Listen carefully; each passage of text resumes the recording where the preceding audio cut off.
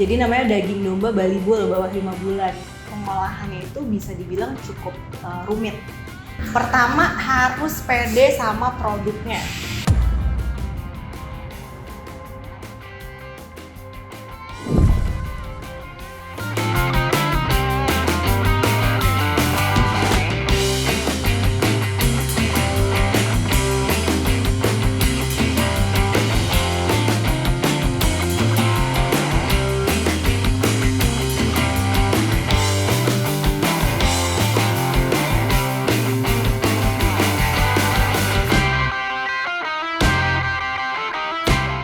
Kita beroperasi mulai dari bulan 8 Oktober, grand opening. Jadi kalau dihitung dari 8 Oktober sampai sekarang kurang lebih sudah 2 bulan. Nah, sebetulnya inspirasi namanya nih dari bahasa Inggris. Jadi Lamby Empire. Lamb-nya itu kan kalau ditranslate ke bahasa Indonesia artinya kan domba. Nah, empire-nya ini kan kerajaan, jadi kerajaan domba. Kenapa namanya kerajaan domba? Karena setiap menu yang kita olah di sini itu bahan dasarnya berbahan dasar domba. Gitu. Jadi nanti ke depannya kita akan terus mengembangkan menu-menu yang berbahan dasar domba juga. Jadi memang awalnya itu kakak saya kan memang suka makan domba, sate domba. Nah, di sekitaran Bintaro ini kita lihat kayaknya belum ada nih sate domba. Nah, adanya sate kambing gitu kan. Nah, akhirnya setelah pikiran kayaknya ini peluang bisnis nih, belum ada yang jualan sate domba di sekitaran sini. Akhirnya ya udah kita memutuskan untuk buka di daerah Bintaro dan responnya juga lumayan positif, banyak dapat feedback positif juga ya. Dan kayaknya warga Bintaro juga banyak nih penikmat domba gitu kan. Jadi ya udah sebenarnya karena melihat peluang tadi sih belum adanya sate domba di daerah Bintaro. Nah, kalau untuk jenis daging dombanya kebetulan kita hanya pakai daging domba yang usianya di bawah 5 bulan. Jadi namanya daging domba Bali Bull bawah 5 bulan. Nah, kenapa kita pakai yang Bali Bull? Karena untuk memaintain tekstur, keempukan, dan rasa dari daging domba itu sendiri. Untuk daging domba sendiri memang cara pengolahannya itu bisa dibilang cukup rumit. Jadi dari mulai pemotongan, penyimpanan, sampai pengolahannya sebelum jadi menu masakan itu harus betul. Jadi maksudnya ada tekniknya sendiri.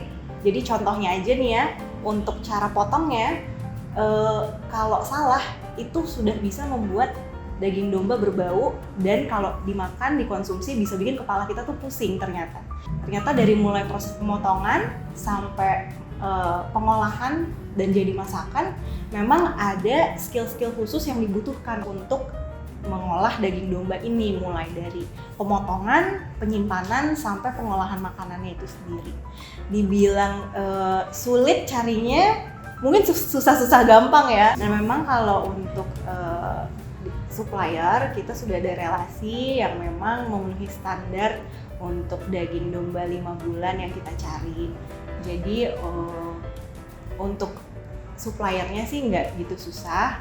Untuk saat ini sih memang kita belum ada peternakan sendiri, tapi memang ada planning untuk mengembangkan peternakan domba sendiri. Nah, kalau untuk promo, karena kita juga kan baru 2 bulan, tapi selama 2 bulan ini kita selalu menggunakan yang pertama yang paling powerful menurut saya itu mouth to mouth marketing ya. Jadi orang dari mulut ke mulut mempromosikan sendiri setelah cobain rasanya suka dan enak, banyak kan orang-orang pada balik lagi dan bawa temen-temennya gitu. Nantinya beberapa bulan ke depan setelah plannya rampung, kita juga pasti akan mengeksekusi sosial media marketingnya. Cuman untuk sekarang memang kita belum mengaplikasikan itu. Pertama itu mungkin dari segi bahan baku di awal. Karena kita kan pakai bahan baku yang spesifik. Nah, yang kedua, setelah restoran mulai running, masalah terbesarnya mungkin ada di manajemen sumber daya manusia juga. Dalam artian, ini contoh kecilnya aja ya, misalnya menentukan waktu libur itu aja juga bisa jadi masalah gitu. setelah kita udah running, dari segi manajemen sumber daya manusianya pun itu bisa dibilang challenge juga untuk bisa mengatur supaya sumber daya manusianya itu bisa melakukan job description-nya dengan baik dan benar, dengan efektif dan efisien. Itu menjadi challenge tersendiri dalam melakukan bisnis kuliner, terutama untuk kami yang baru berjalan 2 bulan ini gitu. Jadi masalah bahan baku, manajemen manusia, manajemen pekerja ya, itu menjadi 2 masalah yang lumayan jadi challenge buat di Lembi Empire ini sih. Pertama, harus pede sama produknya. Jadi kita harus yakin kalau produk kita itu enak gitu. Jadi kalau kita udah yakin produk kita enak, terus bisa kita develop dan kita udah punya vision kira-kira kedepannya nih akan jadi seperti apa nih bisnis kuliner kita, itu dijalanin aja dengan sabar, dengan tekun. Insya Allah mudah-mudahan bisa sustain dan bisa tercapai vision kita gitu.